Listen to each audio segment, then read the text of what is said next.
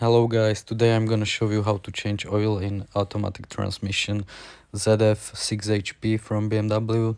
I made this video specifically for 3 Series X drive because there's plenty of things you need to remove and I didn't find any other video showing that.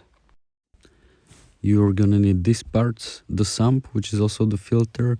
It also comes with these two seals, but it's not coming with these seals. You're gonna order them separately. I'm gonna show you where to put them. And also you're gonna need oil. I use this ZF lifeguard fluid. You're gonna need around 6 to 7 liters.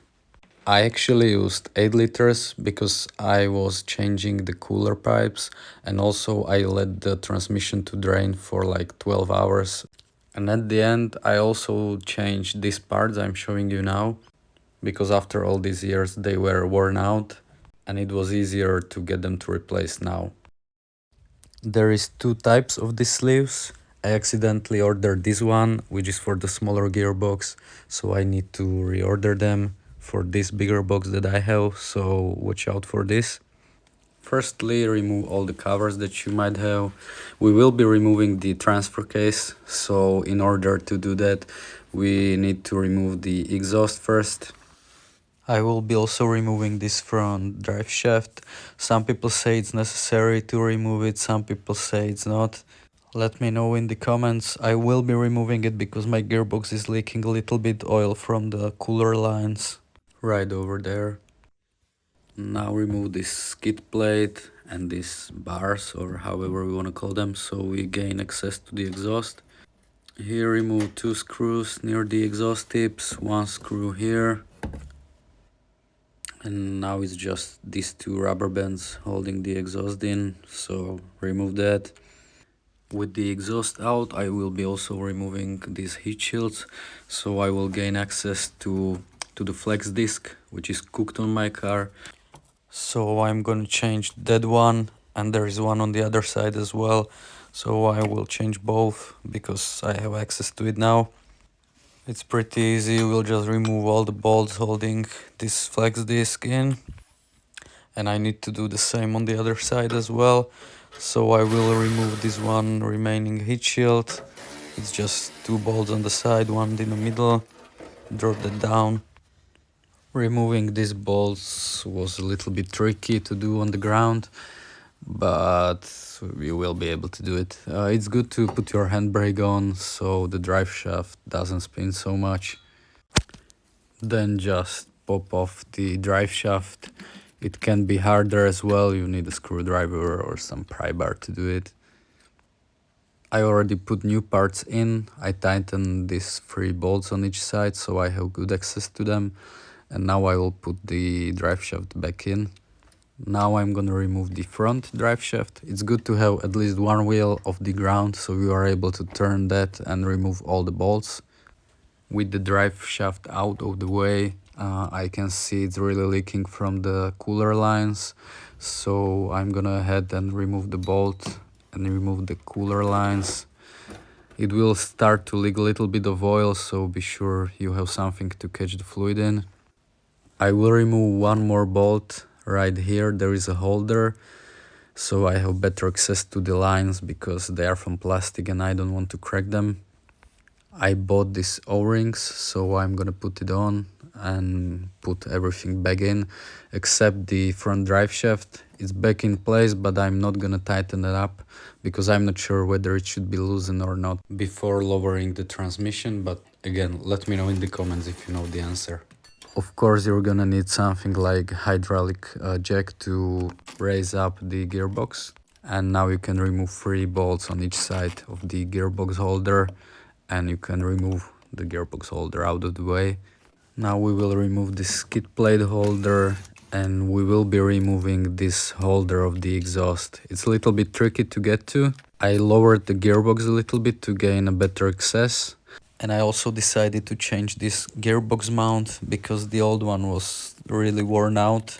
I decided to make like 2 lines near each other to the mount. Then take a screwdriver and try to get it out. It wasn't working very well, so then I took 2 screwdrivers and I tried to hammer them down a little bit deeper. so the mount will move out of the way a little bit. I was also trying to pry it out a little bit till it comes out.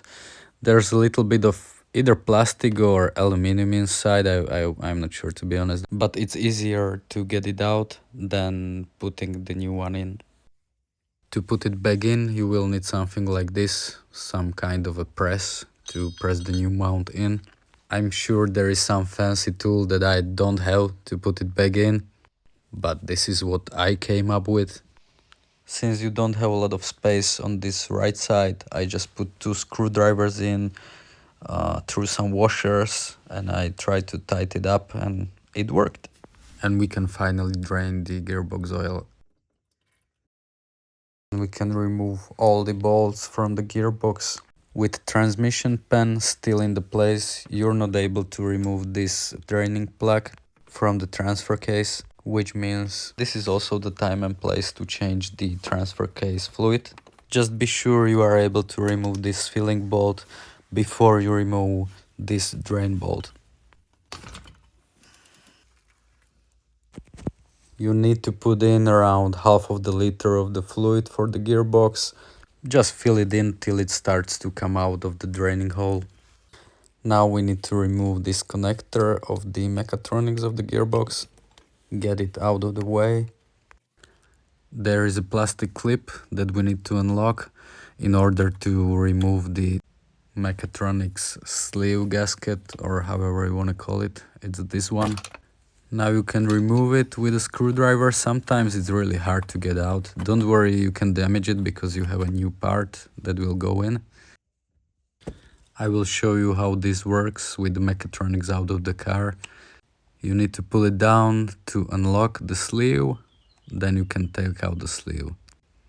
You can see there is like a line that you need to center with the sleeve, and then you are able to press it down.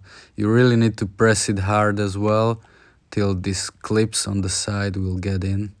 If this yellow clip doesn't want to go in, that means the sleeve is not fully in. You need to press it really hard and then the connector should go in freely.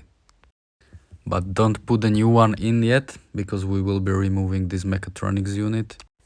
We will be removing only Torx T40 bolts, which is the bigger ones. Take the unit out with both of your hands because it's pretty heavy, could be around 10 kilos, so be sure it doesn't fall.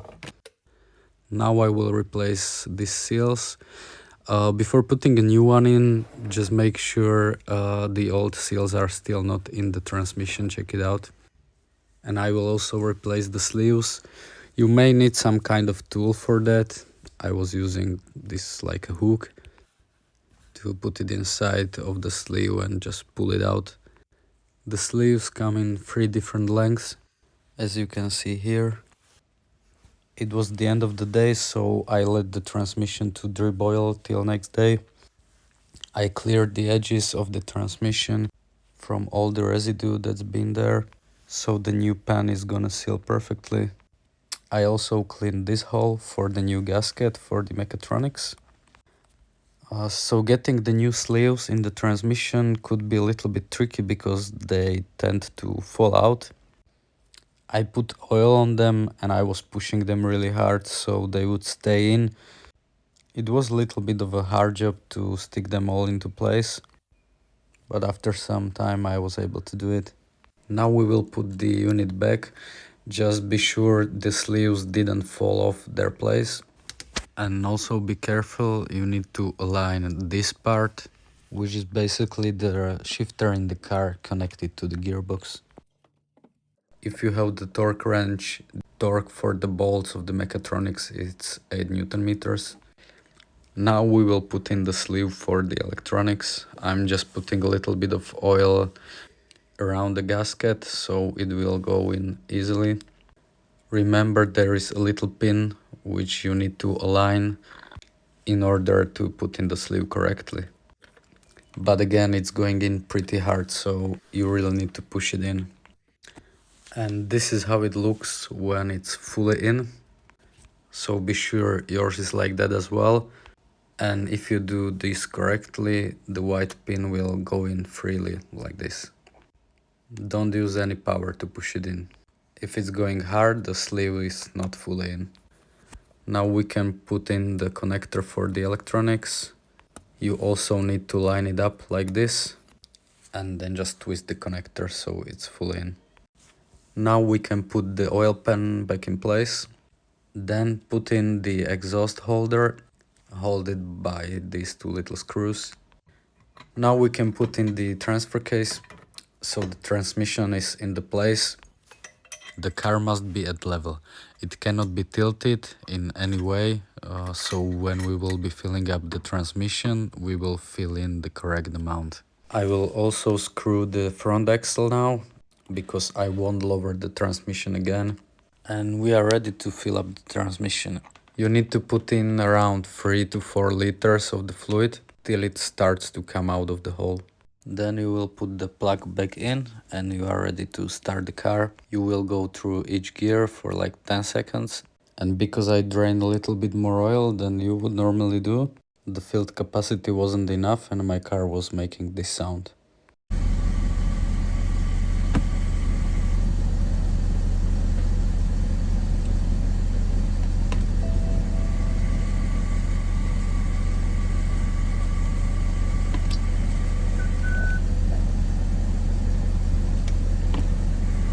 If this happened to you, don't worry, you just need to turn off the car and put more oil inside till it starts to come out of this filling hole again. But if this happened to you, don't start the car right away. Wait for like 30 minutes till the bubbles from the oil will disappear. So after half an hour or so, you can go through the gears again. Of course, if you did this and the sound is still there, you need to pull it all apart to see if all the seals are where they are supposed to be. If everything is okay, you need to heat up the transmission up to 40 degrees Celsius. You may use a diagnostic tool to check the temperature of the transmission, or you can just let the car idle for a few minutes depending on the outside temperature.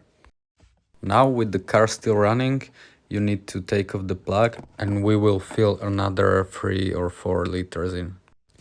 You can go through the gears once again just to be sure the oil is everywhere. And I also did a little test drive without the exhaust and all of the covers, just to be sure the car is running fine. If you did all of this successfully, and I hope you did, you can put on the exhaust, all the covers, and the build is complete.